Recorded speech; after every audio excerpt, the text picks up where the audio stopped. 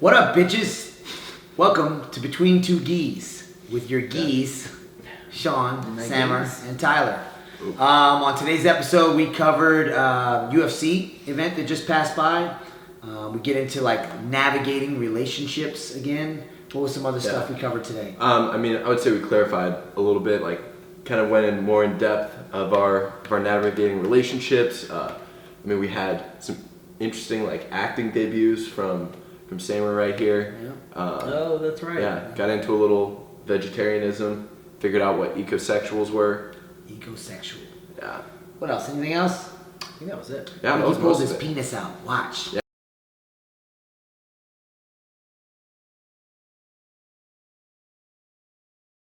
All right, what's up? We live, new week. Yeah. Who dis? UFC. Yeah. We're talking current events right now. So UFC just happened. We had probably the greatest co-main event you'll ever see in your fucking life on the UFC, and followed up by one of the most boring main events. Jeez. Right. So boring. I didn't see much of the rest of the card. I don't know if you circle back and see. I saw the Sean O'Malley knockout. That was awesome. The Dariush fight right before that, where him and Drakkar Klose were going like back and forth, and then he wobbled him, and then he came back. That's and right. I did see that. Like, I thought that was going to be fight of the night for sure, awesome. because that was an awesome fight, and then it was immediately followed And by. in fact, when that knockout happened, DC and Joe Rogan are going crazy, and DC's, let's write that man his fight of the night. Check already, write it already, and they were going hype. Well, that's how they just always they overhype everything. But I don't think anybody saw Joanna and Wei Li having a fight like that. Zhang is her last name, right? Yeah. Have you seen this fight? Man, I tried pulling it up, but I couldn't find it. It didn't look super hard. I need to see this fight. It's Yeah. 25 straight minutes of all striking, no rest. It's 5 rounds? Five round rounds. championship round. Yeah, how did you... And they didn't take a fucking rest once. Mm-mm. It was just bang, bang, bang, and back and forth. It wasn't like one-sided either. You weren't the only one that told me that might be like fight of the decade. Yeah, I think it's in the running for fight of the decade for sure. That's tough. Considering the war that it was, what's up there? Robbie Lawler, Rory McDonald 2, Carlos Condit, Robbie Lawler, John Jones Gustafson 2, or Gustafson 1. Well, when was those? Those were within the past 10 years. Oh, really? I feel Yeah. like they were over. This year, Adesanya Gastelum. It was excellent. Yeah. Yeah. That was last month or a couple That months was ago, right? about a year ago. Was it a year ago? Almost. Yeah. Yeah, it was like April of last year. Let's see. There's some other. Michael Johnson, Justin Gaethje was a good one. It was shorter. Yeah, I don't know, man. Maybe it's just That one's up there. Yeah, it's definitely in the running for sure.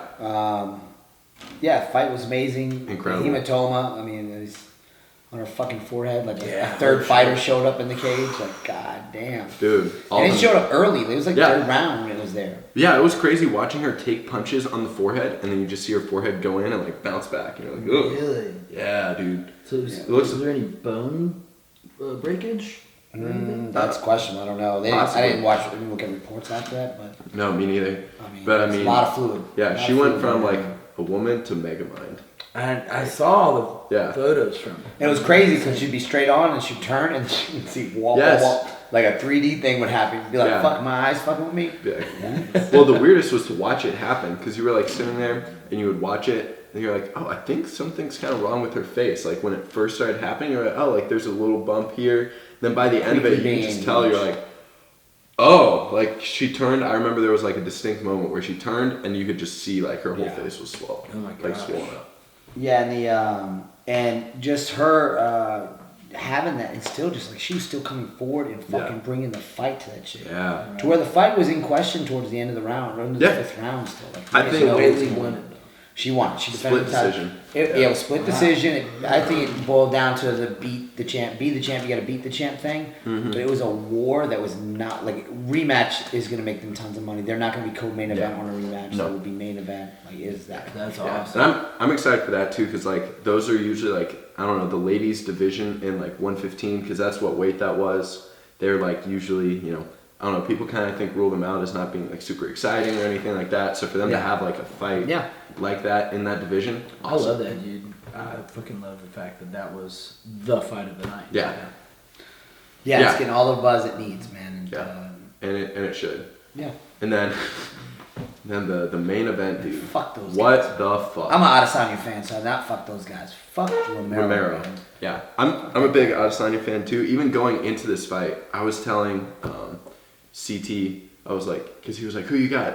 Like Adesanya or Uncle Yoel or whatever he called him. I was like, I can't stand Yoel, like personally. Yeah. I think he has entertaining moments, like, but it's more just kind of like, because it's weird. Like when he's telling Michael Bisping he loves him, or after he knocked out Luke Rockhold, Well, he's like trying to kiss him in the cage. Yeah, it's so weird.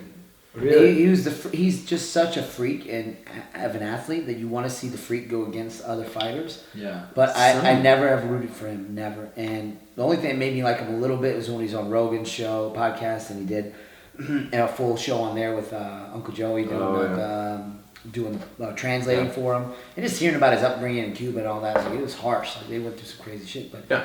he is just not an entertaining fighter. He's a big, strong fighter, and that's kind of it. But that's the thing too, is he plays that into his style. It's just sit there, wait, freak the fuck out.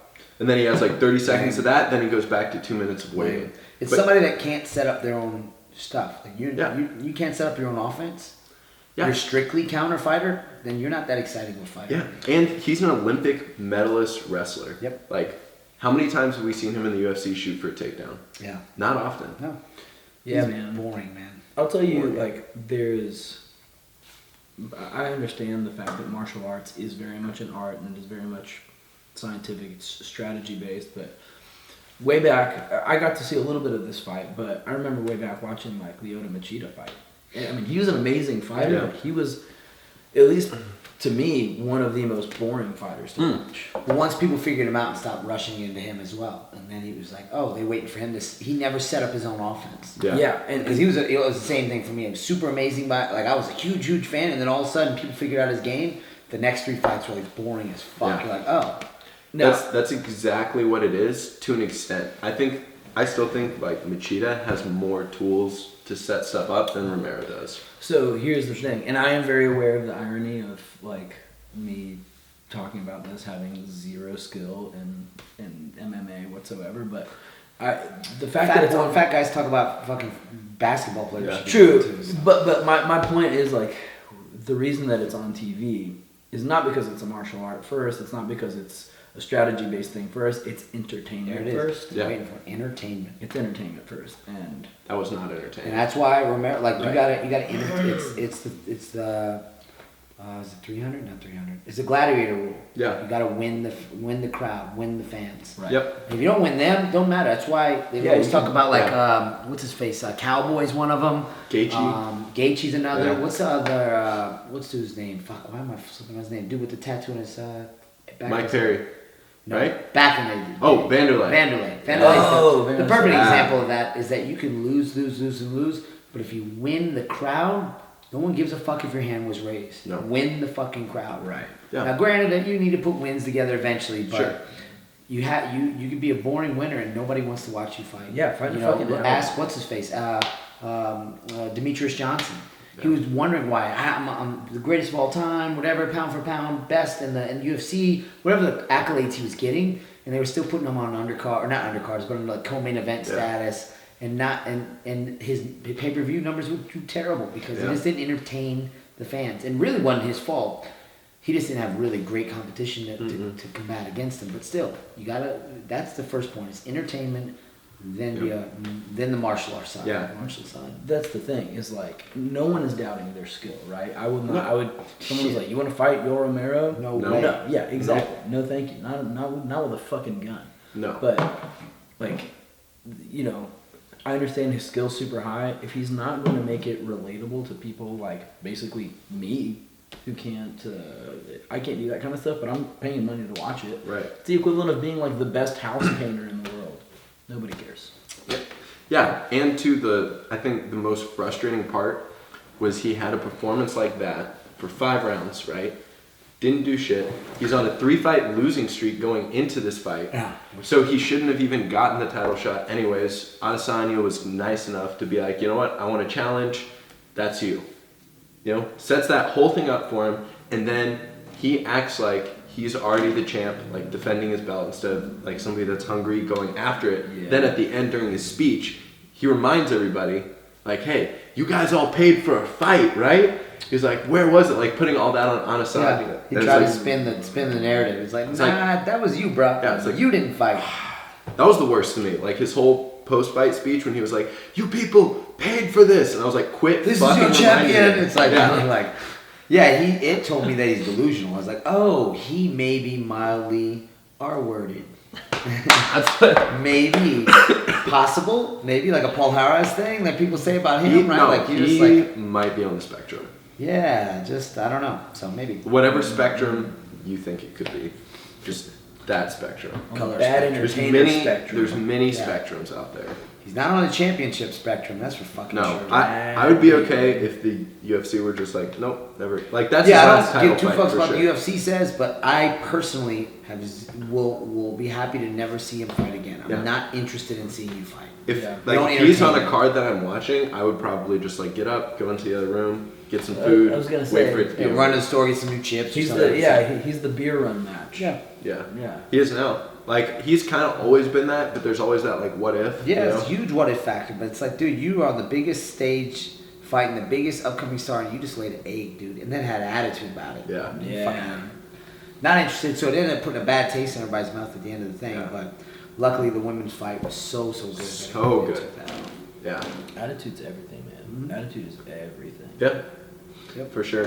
But that was going on outside the cage or inside the cage. Outside of it, I know you didn't know about this either, but yeah, Brian Ortega slapped Korean Zombie's translator What, outside the cage. What's the report on? Like, what happened? Yeah, so basically what happened was, I guess Korean Zombie got up, left to go to the bathroom. Like they're sitting next to each other for Okay. like 2 hours. Up right? front, kind of where all like Yeah. the fighters sit. Yeah. Right. So Korean Zombie's translator is also like a big like actor promoter, I think, and also I think Korean Zombie's manager as well as his translator. Okay.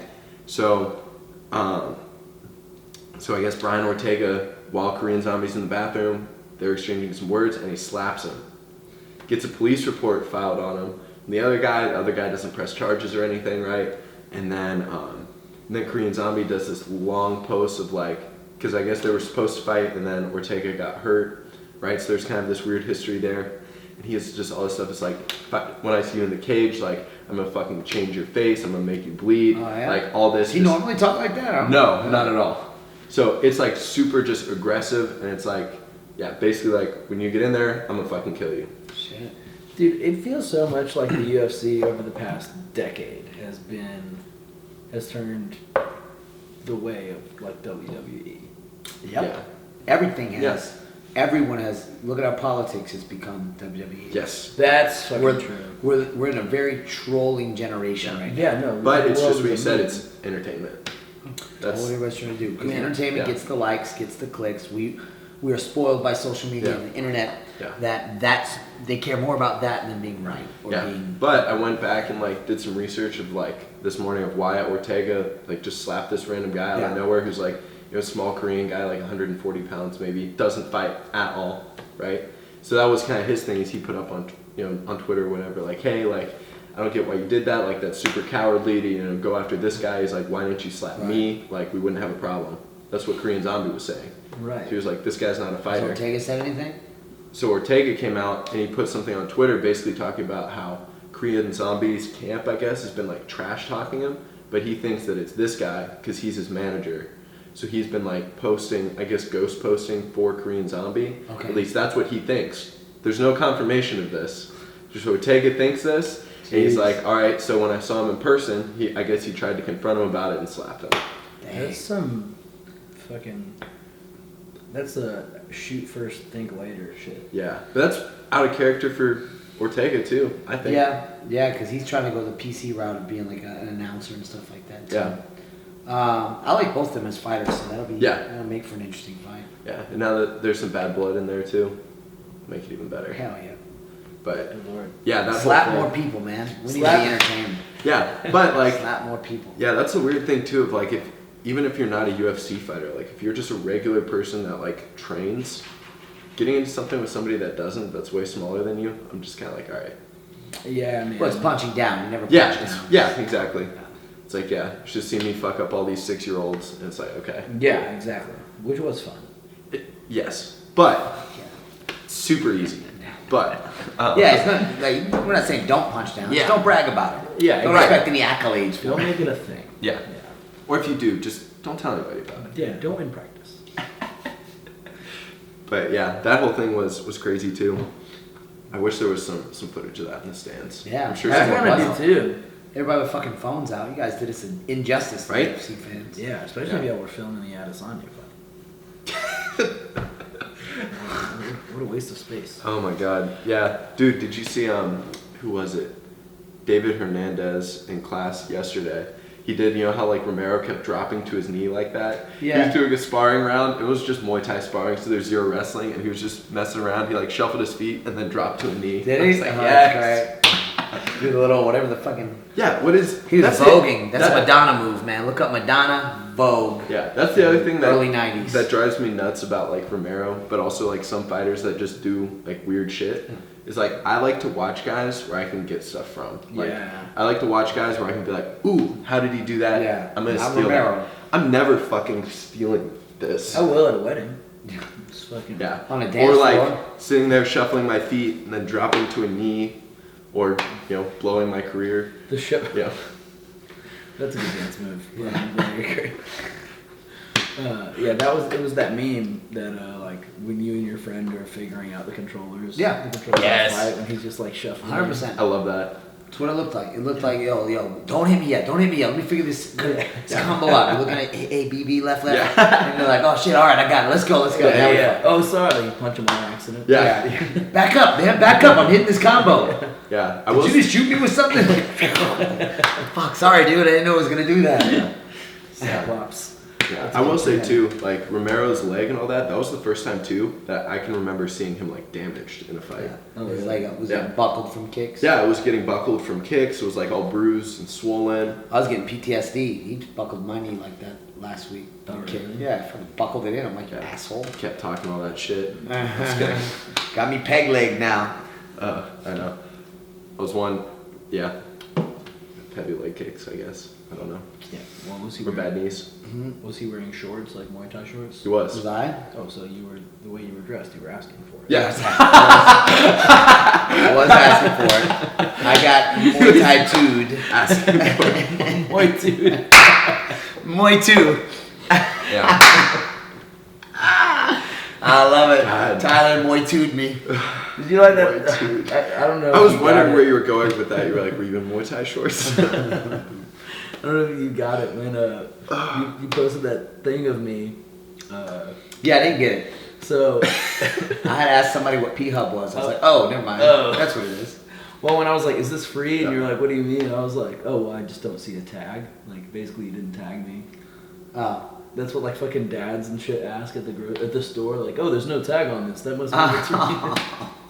Damn, that was a stretch. No, I didn't get that at all. It wasn't a stretch. It was That's gold, a Jerry. fucking stretch. Dad jokes. A tag. Dude. All right, layered dad jokes, Yeah. too. I love the layer. I thought the tag, but then I was like, I did like, I think like, it was a sexual joke on there, so I was like, yeah, Yeah, let's oh, leave this okay, out it there. might- I figured it was a feet thing.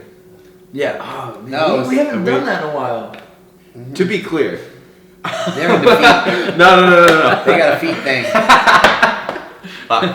Well, there's no coming back from that. Yeah. Well, Yeah. no, Own it, we can man. edit Yeah. this part out. It only looks worse when you try to hide it. I- like a receding hairline Or- type of thing. You try to hide it. Everybody's like, Yeah. "Come on, bruh.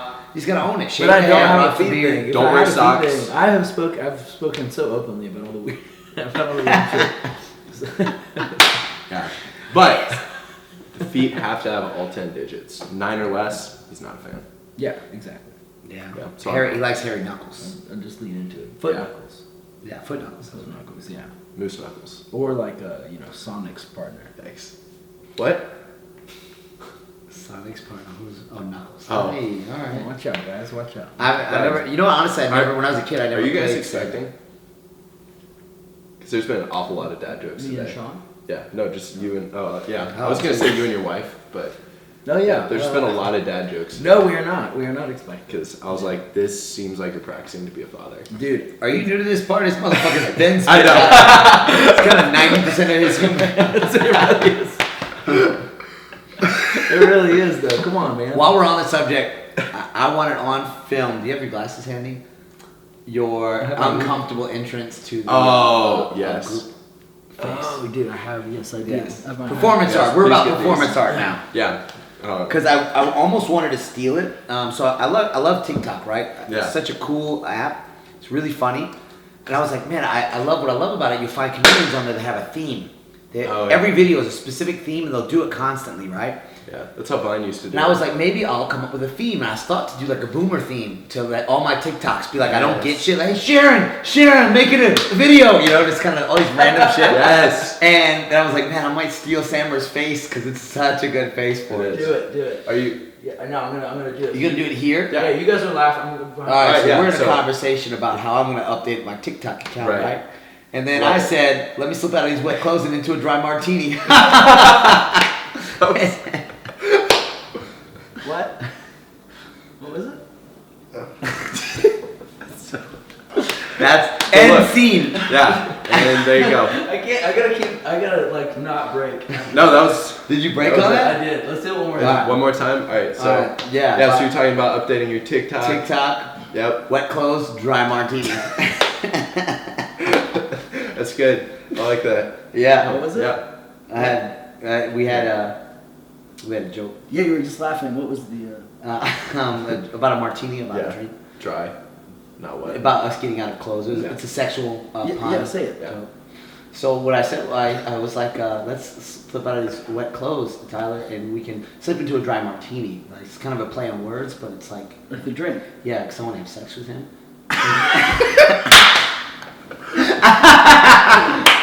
And scene. I'm a good method actor. Yeah, dog. that I was keep good. That going. Wow. You didn't know you were getting the oh my guard actor in here, did you? Yeah. Ladies and gentlemen, Sean. Oh, thank you. Flowers just come hit me right in the face. I swear, some of the worst part about that is like, because this is obviously based on real experiences. I think most people have seen somebody do that. And the most uncomfortable part is the Definitely seen unbreaking you do eye that. contact. Yeah, you're like, you look away and you look back, they're still looking at you. Yeah. Yeah, like you're like. I love the lean in. We're like, Yeah. That's my favorite part. Your eyes get like all wide. You're like. it's like how a bird comes in. They're like, Yes. you, or like a fucking dinosaur. a raptor and try. Yes, exactly, Jurassic like Park. that. They come in, they're like, huh? The most annoying The part. arms, too. Yeah, the most annoying part is the smiling with your mouth and not with your eyes. Yeah. Yes. What? I want to have fun. Yeah. Give me like. Help this catch up. I don't want to contribute. I just want to. I want to receive. Yeah. It's like, that's I love the explain the joke part too. Like, can you No, tell it again. Yeah. You know, with No, it's the lost momentum. ha-has. Yeah. It's so funny. But anyways, what's funny about me pulling that line out, get out of these wet clothes and into a dry martini. That's your go-to That's line, isn't my buddy used to say that when I was fucking middle school. Me and him used to clown all the time. But it was a line that he stole probably from somewhere too. But it reminded me when you said you have that the Dunaway line about. Anyway, other than other than how did you enjoy the play or something like that, right? That's his line too. He'll be like, if somebody's coming over or whatever, he's like, hey, say something to make me laugh. Something like, you know, hey, why don't you say we get out of these wet clothes and into a dry martini? That's a perfect cue, to be It is. honest. Good Yeah. line, man. I like Yeah. that. No. It's good. That's a real good one to have. Almost worked too. We're multi-talented. Agents be booking us, man. Yeah. Call my I was about to agent. say, as seen on Oh My Guard. I Yeah, see none right of my here. guard. That's right. Yeah. Sherbert Santos or. Sure. John Colson or Yeah, something. Sean Colson. That was my favorite. Because I had to watch it like 3 times and then I noticed that. I was like, his name's Coleman. Oh yeah. Wait, Those guys. Speaking of that, I've been wanting to do Mentos. We talked about this. I want to do Mentos commercials like that. Oh, yes, Mm. please. Hit those Mentos. Maybe I'll blow my TikTok up with that. I'm just fucking. That'd be good. I want to have fun with shit more. Yeah. I was More thinking, bits. I was really thinking about doing that too, because like at least from like my music thing, multiple mediums of content.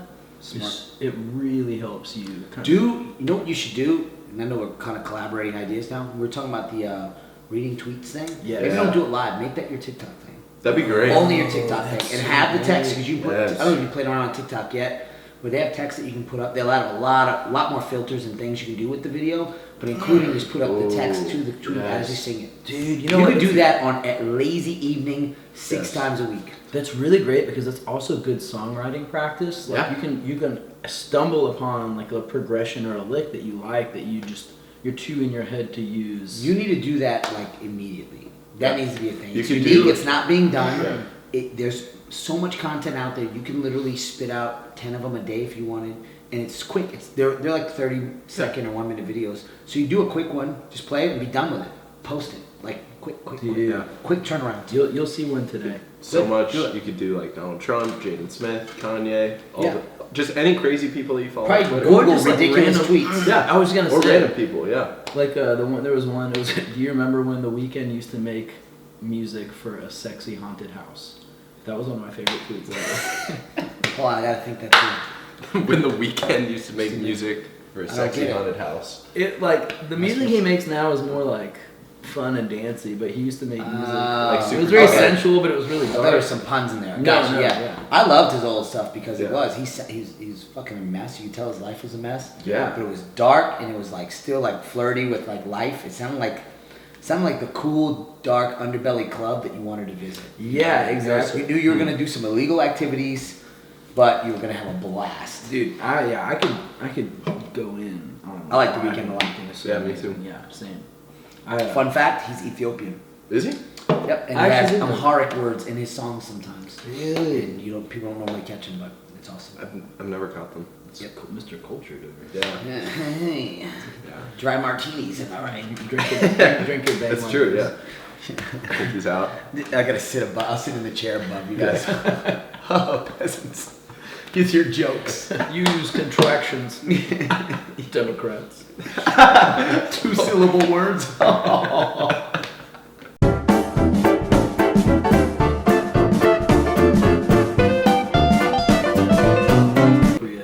That's fair. Yeah. Yeah, so open zippers. Yeah. So one of my favorite, actually my favorite episode of The Office, and I hope I do this justice just explaining it.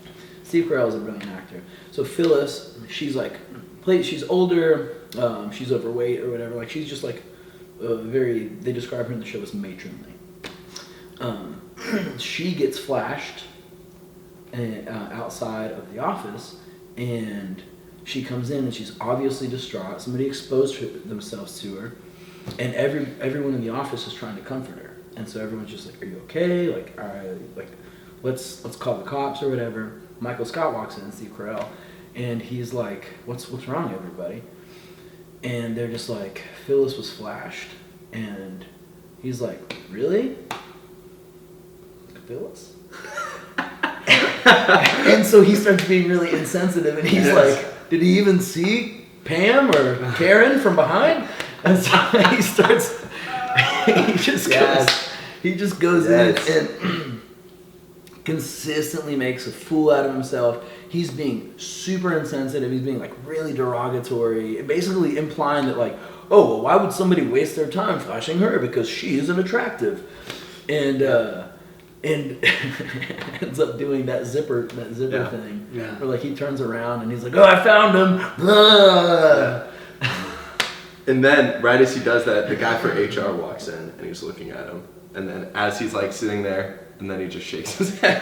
No, he's Oh, at me. yeah. He goes, "Pew." Yeah, that's right. But I forgot about that. that I wish we could show that clip. Yeah.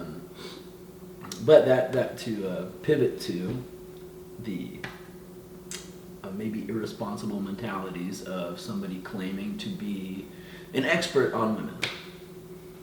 Wow. That was That's a hard pivot. That was a hard. Is it? It's a hard pivot. I mean, it works because we're here now. Yeah, I but guess. That's a hard pivot. It's not- Well, Yeah. it'll tie in maybe, and if not, we could just edit this out. Please keep it all, man. Just keep it, yeah. Yeah, so we wanted to start talking about video we did or filmed or podcast episode we did a few weeks ago. We got some traction, right? Got some Yeah. attention. Where we started addressing all the dating coach world, the kind of tactics world of manipulating people into relationships or manipulating I guess they wouldn't use the word manipulating, but tactics to put people into a funnel, into a relationship or dating or sex or whatever their get is. And we had some strong opinions about that. They were shared, they seem to be shared by a lot of people. Yeah. I personally, I don't know about you, but I got a lot of complimentary DMs. Yep. And comments about it. It took a harsh stance in a way, right? It felt, even looking back sometimes, I felt as if like, maybe I went a little too hard. Like I was being a little too charismatic about my language. And sometimes I'll do that, right? Where everything has nuance. So sometimes I'll turn my nuanced vision off and just jump right into like, this is right and that is wrong in that world. And I ignore some of the gray area that exists in there. So I kind of admit some of that. So when I see the video, I'm like, I'm doing the thing. I'm doing the black and white thing. I'm not doing the there's gray thing. However, it is just something I felt, and I still do feel super strongly about. So it was good to see it, to see people, and especially women, have an appreciation that someone finally said it. And someone put it in very black and white language and stopped doing the whole nuanced dance, which we often do a lot. So sometimes subjects make it necessary to get out of nuance and start talking about very direct language. Yeah, and I think too, I think that in particularly, like the whole dating area coaching thing, that's kind of, like I said, for us, it was something where it was like, we know of some people that do it, and that's kind of what first exposed us to this. But I think like the real shock was like that it's not just like one person, one thing. There's a group, like there's a whole infrastructure of this where like tons and tons of people have got like, people that are looking up to them, coaching, and it's almost like a whole pyramid. But there's a bunch of people up at the top, right? Yeah, there's a lot of best-selling books out there. Yes. When I was in high school, there was a show on VH1 called The Pickup Artist, which exists out there. And so this is an industry of its own. It's a successful one in a financial standpoint and an attention and a people standpoint. So it's bigger than just one person, or bigger than just a couple people, and definitely bigger than just like the peons that are out there that are trying their hardest to struggle in that world. There are big people making it big and having big influence on a large amount of people, and those are more my issue than the local guy who no one really follows anyway. Right. I think top to bottom, it's super complex. So I think I told y'all before, like I was like, when I was in early college, I was really into Pickup Artist. It was because that was your show. It was my fucking shit. Yeah, oh, the show you were into? Yeah, I was into that. I read his. I watched it. I thought I was entertained by it. That was your affliction phase, right? It was my affliction phase. Because because if you look at that guy, he's got the emo raver style. He had painted his whole thing was like the reason he wore all that crazy stuff is. His logic was you wear that with confidence, and then it becomes a conversation piece, and it becomes easier for people to start a conversation with you rather than vice versa. And you become a character. His nickname was Mystery. Right. Yeah. He wore a costume of sorts, right? Yes. It was. Well, yeah. I mean, he cultivated a persona. So Right. What ended up? I really liked it. I always, I've always felt that I was like socially awkward, and especially to like attracting members of the opposite sex. I don't want to attract women, and I didn't know how. So this series for me and all of his books kind of provided some insight, which ended up actually being really healthy insight into just building relationships, period. Not with women. With the same only, sex, especially. Yes, exactly. Okay, cool. And I think... Sorry.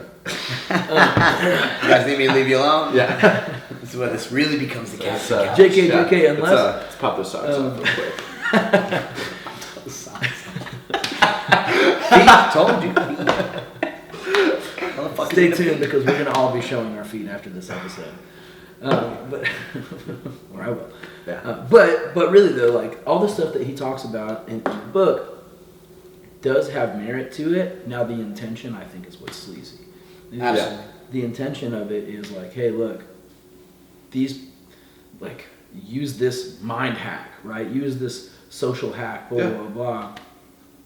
And I guess he kind of tries to frame it as like, oh well, you just need help being your best self, but your best self isn't really going to be wearing a pink fuzzy shirt in the middle of a fucking club in downtown Atlanta. So there begins to be, it's like a snowball of dishonesty, and like you tell people, you use these like canned openers, Right. of like, oh yeah, I was at Burning Man last week. Like, no, you weren't.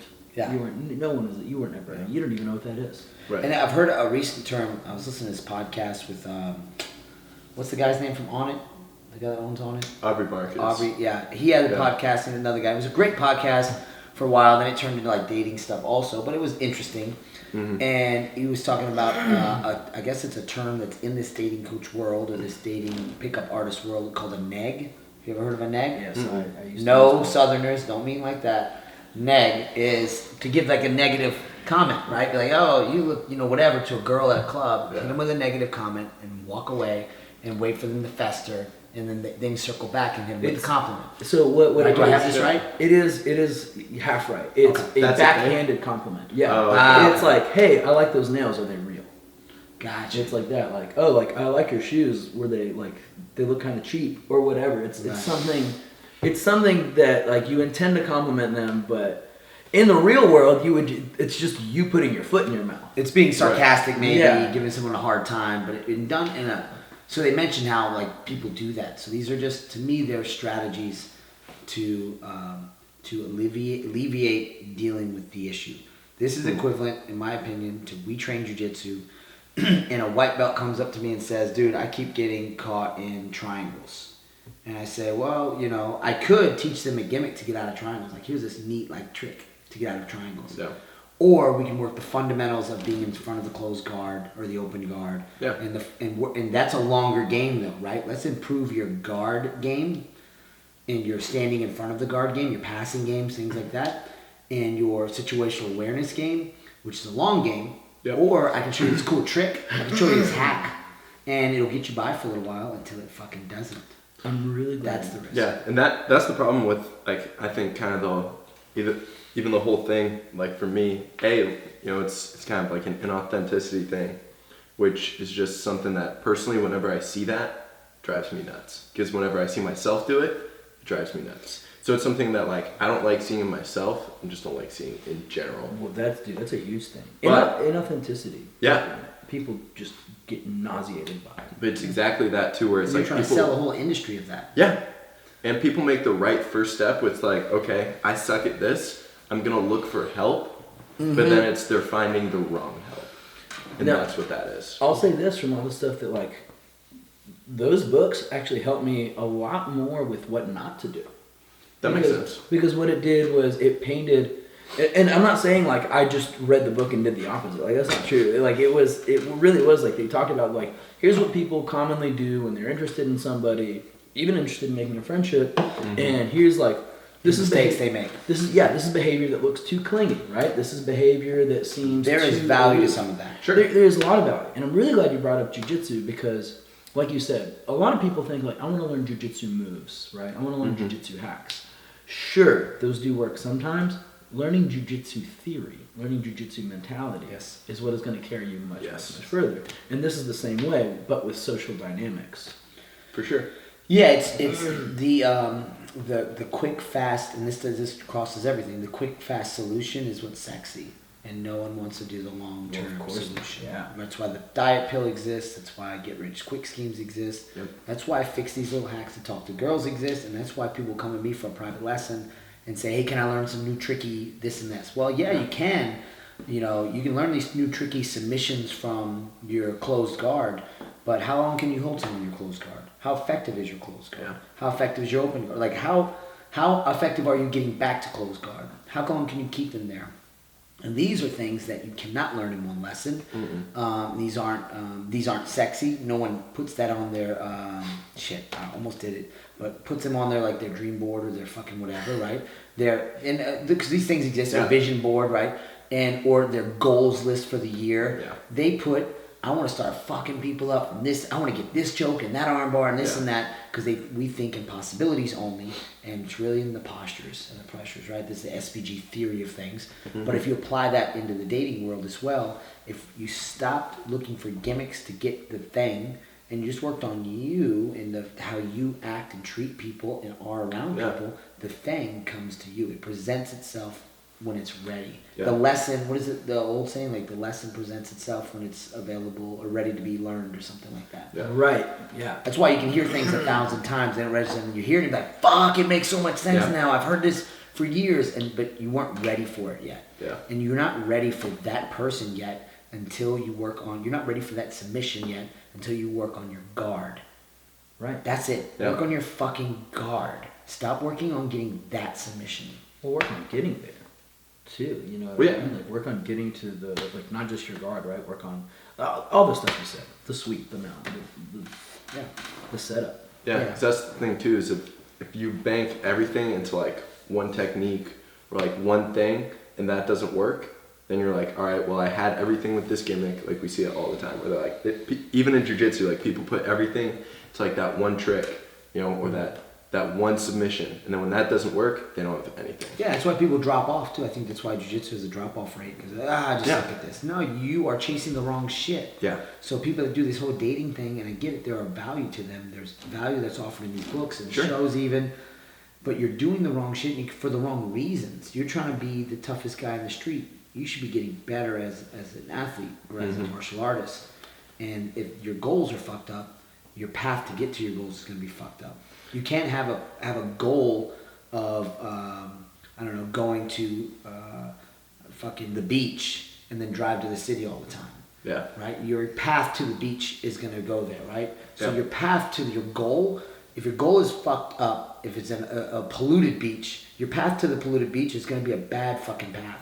Yeah. So you need to change the goal, and then like the goal shouldn't be the person, and it shouldn't be the submission. It should be me and getting how I treat people or how I treat my guard. Yeah. That should be your goal. Then the beach and the things that come to you, they become available.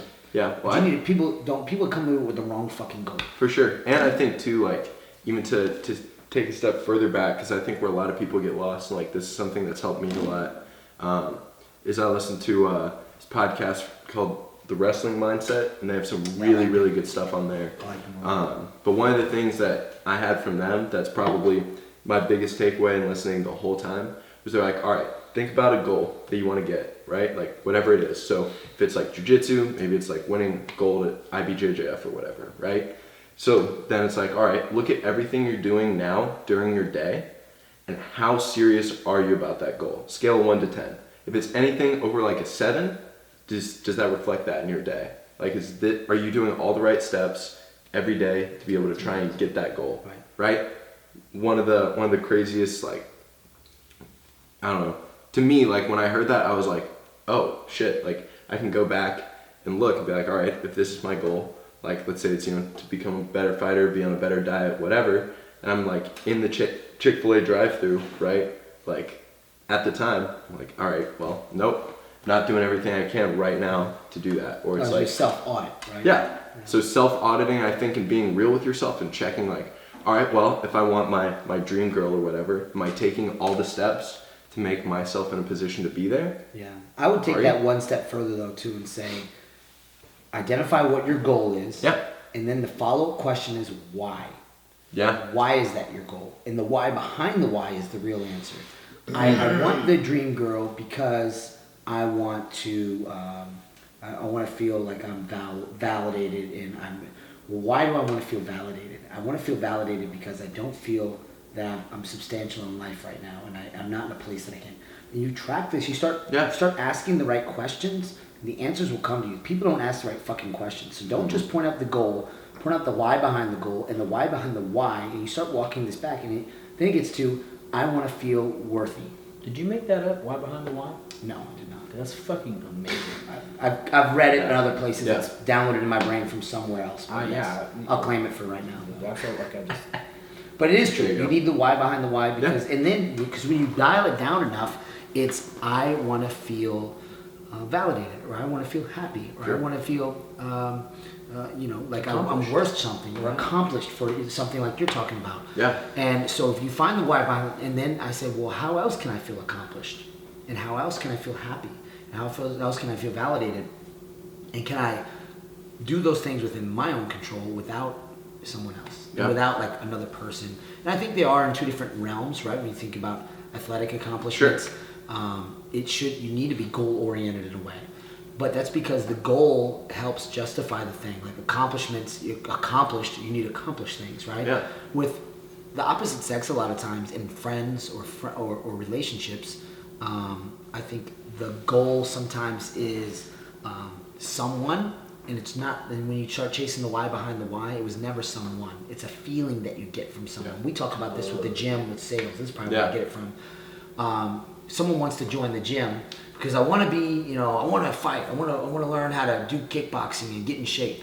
And then you ask why. Why do you want to get in shape? Because I want to, I want to feel good and be with my kids in a long time. Cool. Why do you want to do that? Because spending time with my kids is important to me.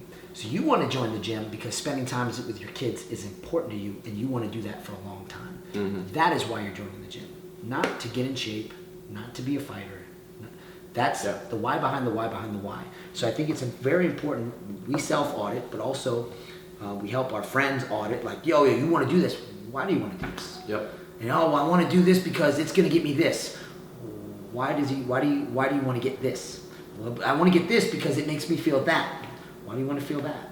I want to feel that because I don't feel, you know what I mean? Yeah. It's important to do that. And maybe we don't do it as friends for each other, but self-auditing is super important. Yeah. Ask yourself the right questions.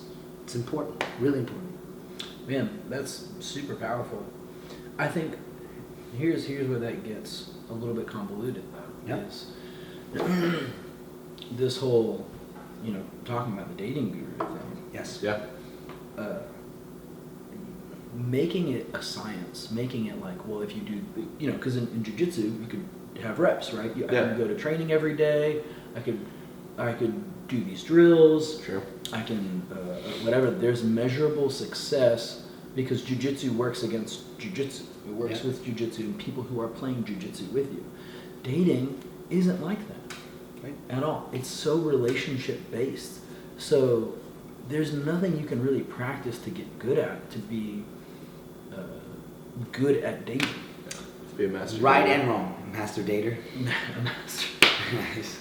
You're right and wrong. You cannot get good at dating because we think of terms like what we were just talking about, the measurables, is because the measurables are something that is in math and it's in science. Yeah. Relationships is art. There's no tactics to that, right? That's part of it. Secondly, yes, you can. This is where it's wrong. I think you can get reps on dating because dating is equivalent to having a relationship with anyone. Sure. And we shouldn't keep it in a bubble. All right. So let me expound. Yep. So back to the jiu-jitsu versus jiu-jitsu thing. Sure, that works. Now these books have talked about getting with women who are already with somebody and stuff like that. And or whatever. Fucking around? Yeah. Okay. Well, basically, so it's just it's teaching you these tricks to basically take someone away from somebody, right? And Interesting. And so that's where you get more into the manipulation piece. So that is the equivalent of being like, hey, I know you don't know jiu-jitsu and you don't want to play jiu-jitsu, but let's go. Right. Let's do this now. Right. I would understand if it was here's how to be. If it was specific to women who also wanted to date, if this was specific to single women, Which I'm sure they have some sections of that. Of course they do, yeah. But I don't know. You would think if you're writing a book about this kind of psychological effectiveness, you would touch on ethics a little bit. They can't. Yeah. You have to put ethics in your back pocket for a lot of this shit to buy their shit. Yeah. I believe it because they're not teaching you how to fix you. They're teaching you how to mask you to get other people in the get, because the get is their goal is the get. The goal isn't to be a whole complete person. Yeah. If your goal is a whole complete person, you'd have picked up a different book and you'd have gone to seek a therapist and you'd have gone to more individualized things. Yeah. Their goal is, hey, I'm gonna get you this girl, dog. You're gonna get tens. You're gonna get baddies all in the club, and Dude, that's their goal. There's a section on it's crazy, And they're appealing to your lowest common denominator, innate feeling. Like, I want the hot thing. Yeah. I want the hottest cave woman in the fucking village. I was gonna say it appeals to your chimpanzee mind Yeah. because you're just oh well, I want to feel loved, I want to feel desired, and this is the this is the express route to it. Yeah. My buddy used to have my buddy in high school, Eric. He told me this thing one time. He's like, he was breaking things down. He was probably fucking high in his mind for all I knew, but he was breaking things down like caveman, like an evolutionary. And it's like women. The reason women like men with nice asses, like tight asses, is because a tight ass signifies that they can get more pump, and they can for fucking, and they can eject, and then they can impregnate, and that's how the procreation comes. So his theory was that like from its origin stages of evolution, for the act of survival, women sought out men with the abilities to procreate better. It was this really neat thing, but I think it gets down to this base instinct of us that, you know, we are seeking out that, right? We're seeking out, there's something in there that's at its very core we're seeking, you know, but yeah, it's whatever. Dude, attraction is a super weird thing. Like, it is a very, very strange thing that we kind of understand how it works. And I get that's probably why these books are popular, is because like there is a level of understanding. Sure. It's just not exact science, like music, like martial arts, like They're trying anything. to, their goal, and that's where I was going with that, their goal is to appeal to our base instincts, and not, like, we are an evolved species, right? We no longer, women are able to vote, right? We no longer, like, have this old school mentality that we used to. We're an evolved culture, and they are selling to your prehistoric, innate inside of you, like beyond pre-evolution stage. Yeah. And they're taking that and they're manipulating it they're trying to rerun it. Right. So that's that whole, hey, this is how we're going to get you that dime piece to make you feel it. And like, whoa, I like hot women. Let me read further. And that's really what it is. They're pitching, they're not pitching to your evolved mind. They're pitching to your unevolved mind. And the ones that with the least evolved minds of that are the ones that are the most insecure and the more vulnerable to this stuff, because they're in bad places in life, and they believe that it's because these things that they're teaching them, I'm not doing yet. And if I do these things, I have the fucking scroll to find the treasure. So this brings me to this question: is do you think there's something wrong with desiring that? Yes. No. Innately, no, I don't believe so. It is natural, and you have to. You shouldn't say something natural is wrong. How you go about that is wrong. Sure, yeah, and man, I have maybe unpopular opinion about what right and wrong really is, because it's Subjective. It is very subjective a lot of times. I think it's tough because, like, you think about. I really hope this analogy resonates. So if you are completely poor and completely broke and you just don't have a way to get food, or at least not an efficient way to get food, stealing becomes easier, right? Or at least the idea to steal becomes easier. Yep. So if you are so inept at attracting members of the opposite sex or same sex or whatever, and you, because love is a need, it's like one of the top on Maslow's hierarchy, you might go by any means necessary to attract somebody who you're attracted to. 100% why this industry exists. For sure. And because otherwise your genes are erased from the gene pool. Right? We can only hope. Yeah, but it's out of desperation. Sure, yeah. No. But like, I mean, honestly, the reason that I got into it when I did is because I'm just like, well, fuck, like I have I'm spinning my wheels, I'm trying X, Y, and Z, and maybe I would have come into it on my own eventually, but I really do feel like it helped. I really do feel like it was a good thing for me that I learned about it. There's someone out there that wants to fight all the time. You can get lucky and end up at a good gym that'll send you the right path. Mm-hmm. You can get unlucky and that's a lot of people, and end up at a bad gym.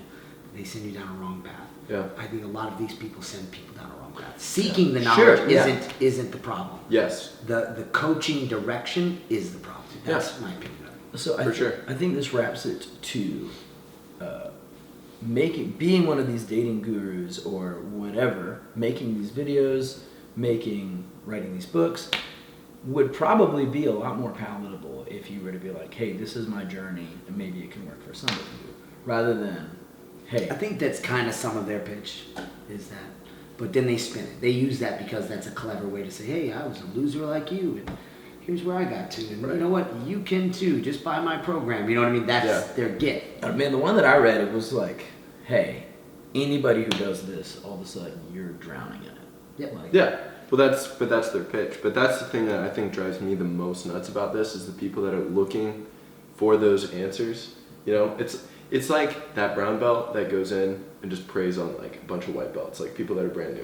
You know, it's like your upper belt coming in and just cleaning up the people that are helpless. Like that's the way that I look at some of these dating coaches. for Because sure. the people that are in that boat that legitimately are making the right steps, like going to seek help, it's exactly like you were saying. They end up at the wrong place, and then all of a sudden, You can have It's too late. a loser, socially awkward weirdo come off the street and go into a what's that? What's some of those martial arts? Fuck. A like Stema- Wing Chun. Stema- Oh, Sistema. Stema Yeah. gym, a Krav Maga gym, a fucking Taekwondo gym, and a Jiu Jitsu gym. They're gonna get completely different answers out of Yep. each one, and they will veer them if they stick with those gyms for long term. They will veer them in drastically different places in the world, and Yeah. drastically different outcomes in the fighting world if they ever decide they need to get into a fight. I hope it's not And Sistema. it's Sistema's the fucking worst, one of the worst, and they still exist and they're still serious. Yeah. So what I'm getting at is that you can take the same person that absolutely needs a solution to their problem, stumbling it, and it's just a matter of luck of which gym they stumble into and decide to stay with, can change the course of their entire lives. And that's why people like this, you can have people that aren't or socially awkward, have problems dating and this and that, and they can stumble across the wrong level of coaching, which I think these predators are, and end up steering them into being predators themselves or failures, and now they're just working tactics and they're just chasing tactics like a dog chasing its tail. Yep. Instead of pausing for a fucking second Right. and fixing themselves, finding the right coaching. And the right coaching isn't to get the woman. The right coaching is to fix what the fuck is wrong with you, to find the Yep. why, the behind the why, the behind the why, to find yourself. Boom. Fuck that woman, fuck the guy, find the whys. Yeah. Then you find the truth. Dude, That's it. I couldn't have said that better. I love that. Bam.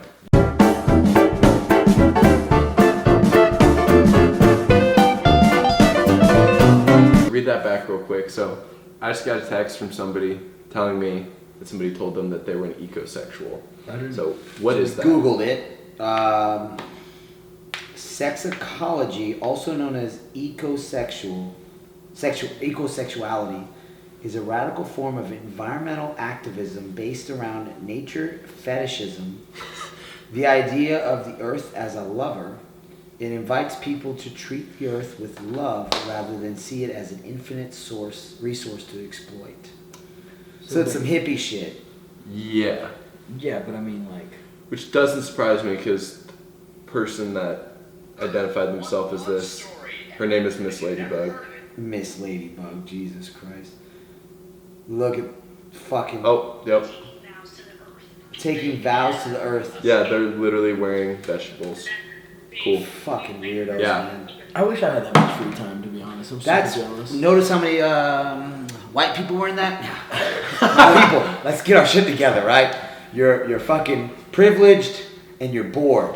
Stop this shit. Yeah, I Ecosexual. That seems Shut like the it's fuck up. very big in the Pacific Northwest. I completely agree with you. Where they don't get a whole, like maybe the real enemy or the real like cause of a lot of like these weird things like this is The Earth. is vitamin D deficiency. I was gonna say the Earth.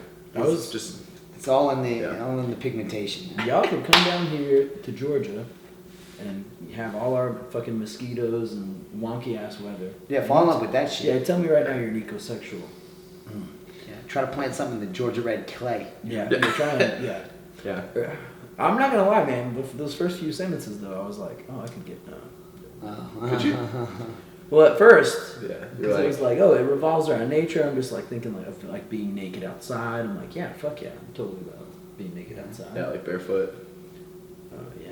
Yeah. If you're an ecosexual, you're not a real ecosexual unless you stick it in an anthill. Oh shit. That. Man, Yes. show us your real love of the nature. Yeah. Go ahead. And There you hey, go. you know they're gonna recognize you as an earth and an animal lover, Yeah. and they're not gonna bite you at all. No. That's like a eco BDSM. Yeah. Yeah.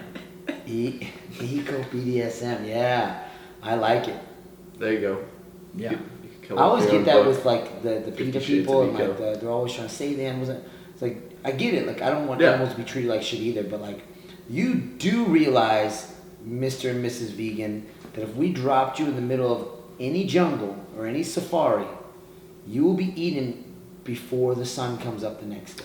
Do we realize that? Yeah, well, that's like my cousin.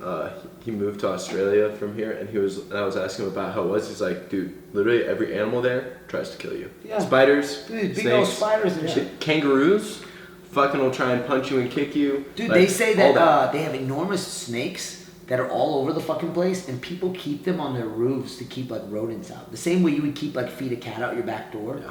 Yeah. They keep fucking snakes on their roof.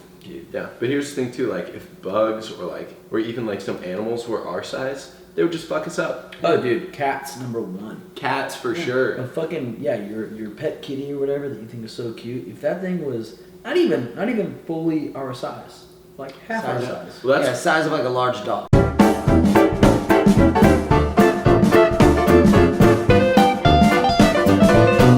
But yeah, the whole thing where it's like the meat is like the downfall of everything, and like they have to eat you. But the best part that they cut out, or probably two of the best parts, is that scene where it's like they're eating her, and then they're gonna eat me. When he says that, right after he goes, "Oh my god," and it's like super drawn out, and then it like really slowly zooms in on him. It is like stuff like that, or like that scene. Yeah, that scene was weird. Yeah, there's a scene where like that witch lady like tries to seduce this one kid, and They're in like and a she, trailer or something. yeah, they're in a camper, and she has like this thing of popcorn. It's a single like ear of corn. She has it in her mouth, and then they both start eating like each side of it. Real sexually or whatever, Yeah, right? like sexually, like she's nibbling on one side and he's nibbling on the other, and then all of a sudden the whole trailer fills up with popcorn. It just starts popping, pop, pop, pop, It's and like the whole trailer pop, overflows with popcorn. Yeah. How fucking dumb. That's art, bro. I don't know Yeah. what you call it. But Uncultured yeah, piece there's of a- shit. Yeah, it's Yeah. Italian, man. Come Yeah, on. there's a great line too where there's like that full dinner table where when they first get into like the house they're staying at, and the kid like he realizes that it's all goblin food, but instead of just telling everybody, it's like this big dramatic thing. He stands up and he pisses all over the food, and his dad gets all mad. He takes him upstairs and he gives him this story about how he grew up poor and how he never turns down free food, and it's like, you don't piss on hospitality. They like closes the door and keeps him in his room, and you're like, what? It's like this backstory just out of nowhere. He's like, I had to tighten my belt my entire life. He's like, and I'm doing it now. He's like, you don't piss on hospitality. You're like, what? It's so funny because like there's a lot of movies I'm super picky and I don't watch a lot of shit. Like newest movies, you would see it, I just haven't gotten around to see it yet. Yeah. Seen the fights, I'll miss football games. You're watching some fucking low level shit, dude. It would never make my list. Like you're talking about Emmy, Academy Award winning fucking movies or whatever that are out there. That I just don't. yeah. I'm like, I never got around to watching it. I want to see it though. It's gonna be better to see it. Here's what I'll say though. I This- feel like it looks like it's an upside down whatever chart bell curve. It's like there are movies like that are super amazing that I'll be like, you know what, I have to see this. Yes. And then there are movies that are like slightly not as good that I just won't make time for. Yeah. But then there's shit like They're this. so bad you'll make time for them. But here's the thing. Here's the catch with those is I would have to watch it with you guys. I couldn't just watch that by No, myself. that is not a movie where you're just like, you know what, it's a Saturday morning, like Right. I'm gonna chill, watch a movie. That's not Even it. that, I'm like, let's hang out and play cards. Like 2 hours of that shit, I would not come to that invite. Period. Really? No, I wouldn't. Yeah. I would, dude, to watch it with What? you guys or whatever, like just someone who I could sit and laugh about it with. It's That's good. really what it is. And it's not like you would be. I mean, it's not like, hey, don't talk during this. Yeah, right. That's Like the you're kind of talking fucking- your bull- yeah, we got your we got bullshit shit and going your- on, whatever. Yeah. Yeah, I'm down with it playing in the background while Yeah. doing something else. Yeah, that's what it would be. Like, so as long as it's not the main thing Yeah. going on. Yeah, no, it's not a fucking watch party. You know what? I think we talked about it before, but The Room. Yes. I will say though, have you seen The Disaster Artist? I have seen it, and it's Incredible. fucking amazing. So there's another movie kind of in that same genre called The Room. It's supposed to be one of the worst movies like It is ever known made. as, I think it's known as the worst movie ever. Birdemic's worse. Birdemic's pretty fucking Birdemic's bad. But The Room has hype, and that's what makes it worse. Oh, okay, yeah. It's kind of like Batman versus Superman. I don't think was as bad as Iron Man 3. With the expectations. But yeah. Right, but yeah, so then they made a movie It was with James Franco and like some of these other guys about the making of that movie. Oh, really? And so they like play the guy that makes it and all this stuff. It's awesome. That movie, I don't think would be as good if you haven't seen the Agreed. movie. Though. Right. You have to like, see the movie whatever, first. Typical James Franco movie. Right. Yeah, but yeah, that one's awesome. So stuff like that's cool about it. But yeah, like, yeah, there's some of those. It's like a whole genre in and of itself, of just like weird, bad movies. You could watch best of clips on YouTube Oh, of yeah. The Room, And get all- and yeah, Just got an idea. Yeah, like I've never seen The Room, but I did that. I did like look up a couple like funny scenes, like bad clips, moments. For then me, you get it. really bad movies are like you telling me something tastes really terrible, and you're like, you gotta try this. Like, that's exactly what it is. I have zero my curiosity of that stuff is not even slightly. Doesn't this smell like shit? Yeah, this movie's so terrible. You gotta watch it. Like, It's yeah. I don't know. For me, it's kind of just that thing of like not necessarily like yeah, it's campy. I bad. get that people are into it for Yeah. that reason too. For me, it's almost watching like these people try and do something. This is super dark, but it's like watching them try to do something like successful and then just like fail miserably at it. Yeah. And it's kind of that like, but they're taking themselves so seriously while they're doing it. Yeah. That to me is that's what weird. makes it for me. And you picture about like that's a real actor right there. Yeah. Yes. That's a serious role. that he's Like they're thinking like, practice these lines. I'm building my career Right. off this.